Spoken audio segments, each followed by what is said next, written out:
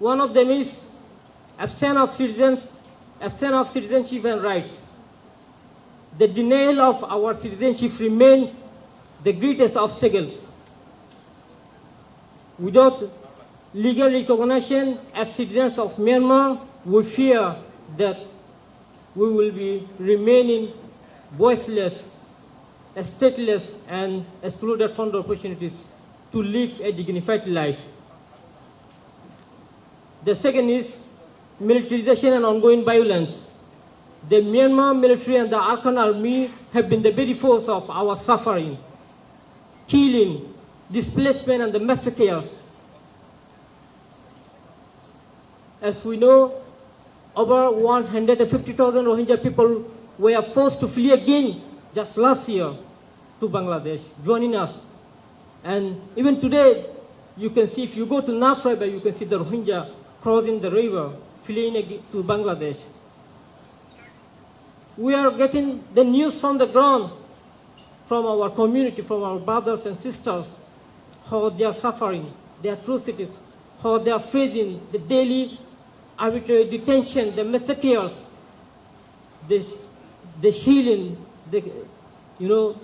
and even today there are more than 5,000 people just waiting at the border to cross the border to come to the refugee camp in Cox's Bazar to join us, because there are unrest, atrocities committed by the Arkhan army, the rebel group. So no one feels safe to return under such conditions. We need to make it safe. We need to make it safer for us. So we would like to go back and we can rebuild. For that, we call the international community, especially we have the IIMM, IIMM, the Fortify Rights and other human rights organizations. Please push your governments, please push ICC and ICJ to hold the perpetrators accountable and to bring them to your justice mechanism, to your arrest them, release the arrest warrant, and take action against all perpetrators. So, lack of accountability, this lack of accountability is one of the challenges that are preventing us from going to Myanmar. Not a single perpetrator of genocide against Rohingya has been held accountable yet till today. So with the justice and guarantees of non-repetition, we fear history will repeat itself. And destruction of homes and livelihoods. Our villages were burned to ash. Our lands, our farms, our livelihoods and our homes were systematically confiscated and destroyed. We cannot return to nothing without the restoration of our property and the means to rebuild our life. A sustainable and dignified return is not possible.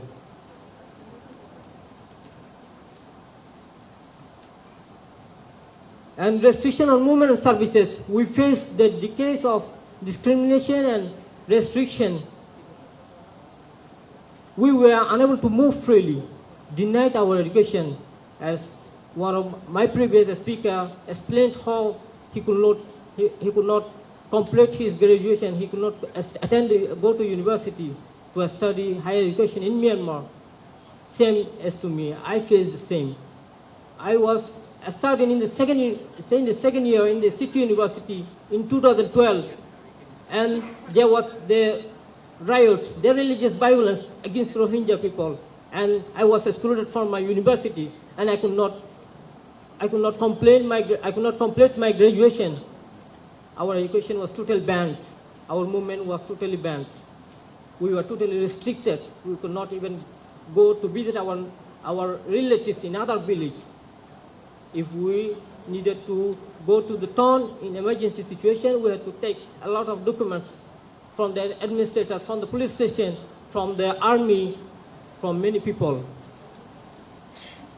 And so the movement restriction and the exclusion, the restriction from the services are one of the main challenges that that force us to flee from the country. That we fear if we face again, if we go back to Myanmar without all of this, without solving all of these issues. So we imagine a normal life, like many of you live, a life where we can travel freely, seek knowledge and expand our horizon.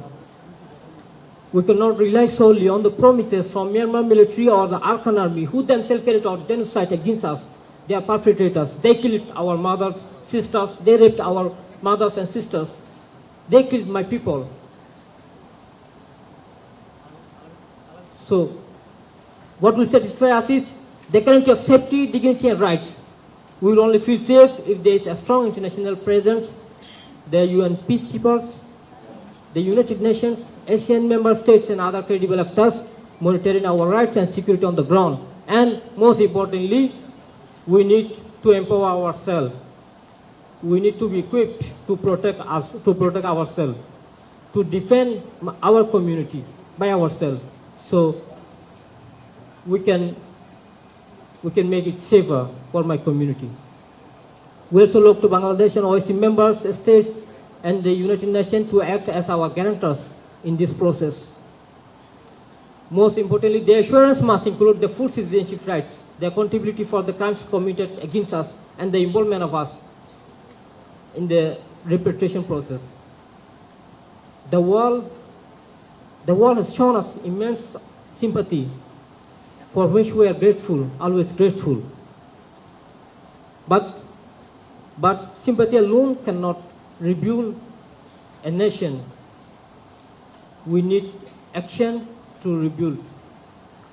Action rebuilds, accountability rebuilds, justice rebuilds. So we need action now, and we need accountability now. We want justice. We want justice. Dear Excellencies and stakeholders, we the Rohingya people want to return home. Bangladesh is not our country. We are guests here, and we will go back to our home. We want to go back home. And we do not wish to remain refugees here forever. We appeal to the international community and all stakeholders, please work to ensure justice, accountability and genuine political solution in Myanmar. And please help us make our reputation possible, not just possible, but meaningful, dignified and permanent. Thank you so much.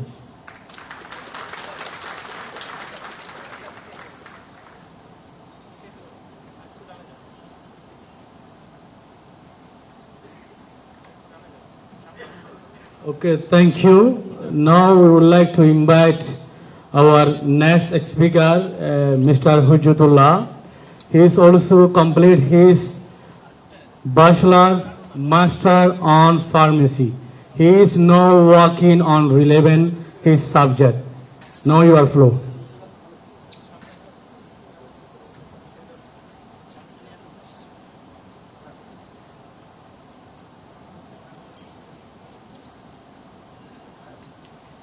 Dear Excellencies, distinguished leaders and respected guests, today, a Rohingya girl is standing before you who have faced genocide at the age of 10. I am deeply honored to speak here today on behalf of every Rohingya refugee who have faced genocide, persecution, and displacement for decades. We are a people, a strip of our genocide, a strip of our homeland, our rights, and our dignity. We dream of returning to our Myanmar, but today, that return is impossible. Myanmar offers us no safety, no recognition, and no justice. Our citizenship was deliberately revoked. Our villages were burned, our homes destroyed, our families killed. Those remains in Myanmar under suffocating restrictions. denied education, denied healthcare, and even the freedom to work from one village to another village. To return under such conditions would not mean going home. It would be returning to oppression for us. For us, true return requires guarantees that go beyond words. We cannot entrust our future to the same authorities who carry out atrocities against us. True safety, security will exist when the Rohingyas are empowered to protect themselves and communities. This means training, knowledge, self-defense, and self-determination. Systems that allow us to defend our homes, our families, and our people. It means ensuring we have the ability to respond to danger, to prevent harm, and to stand strong in the face of threats. Our women were raped by the Myanmar military in 2017. Our fathers and brothers could do nothing but watch. Why? Because we are denied the means to defend ourselves. If we had the empowered, such crimes could never happen. Never again should Rohingya be left helpless in the face of violence. We must prepare our people physically, mentally, and politically to return to our homeland as rightful citizens, not as a silent victim. We need the power to answer every genocider, every persecutor on equal ground. We must prepare our people. We demand self-defense, self-determination, and equality, not for sympathy. We demand the chance to protect our communities, to safeguard our families, to power to raise our children in peace. Self-insurance comes from international community and the United Nations peacekeeper and nation committed to justice. But true safety comes from us, a strong, prepared, and empowered. Today, nearly 1 million Rohingyas live in Cox's Bazar refugee camp. Behind barbed wire fence, surviving but not living. Camps are not homes, they are caves. And crisis goes beyond Bangladesh. Rohingya who fled to Malaysia, Thailand, Indonesia, and India, facing detention, trafficking, and deportation. Why have the Rohingya been scattered across borders for years and years? It is because international community has been unwilling to act decisively. Their silence and inaction allowed our suffering to continue. The international community knows the meaning of words genocide and persecution, but we, the Rohingya, have felt, tasted, and survived the unspeakable reality of genocide. Let me be clear, we are not refugees by our choice. We are refugees because justice abandoned us and we forced to be refugees.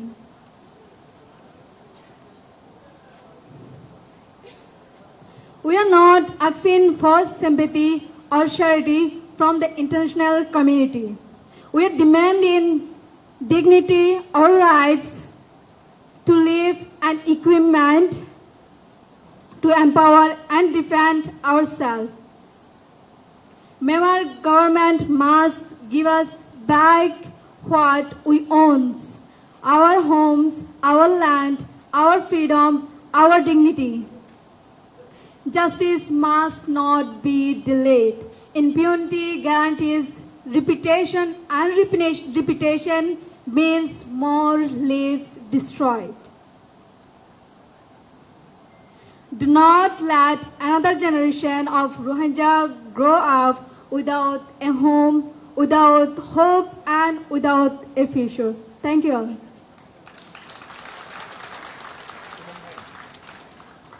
Okay, thank you, our speaker. Now we have another speaker. The topic is, what is your life in refugee camp, and what kind of changes do you want to see in the future in terms of shelter and education and healthcare? Everyone knows we have been facing so many difficulties in the refugee camp, overcrowded and limit with health facilities, proper access to education. What we are getting education opportunity in the refugee camp is all are the informal and like very basic level. It is the time in that the concern of our generation future in the refugee camp. To discuss and to talk with us about experience of the refugee life is called Mr. Hujudullah. Please welcome.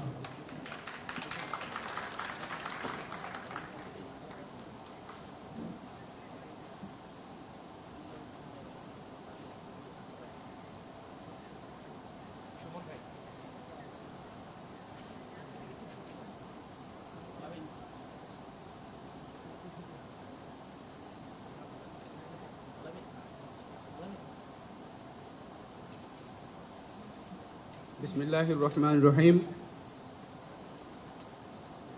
Honorable guests, respected brothers and sisters, thank you for giving me the floor to speak on this important dialogue session on behalf of my community, the Rohingya community.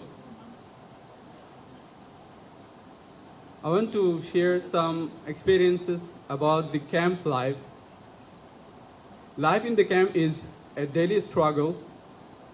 We depend on aid for survival, but most of the support is short-term and reactive.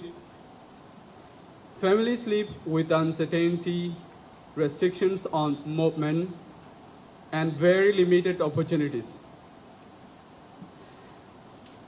The delay in repatriation combined with absence of justice and accountability created deep psychological stress among the community. For new arrivals, life is even harder, as they often lack the shelter support and their children are denied access to learning centers.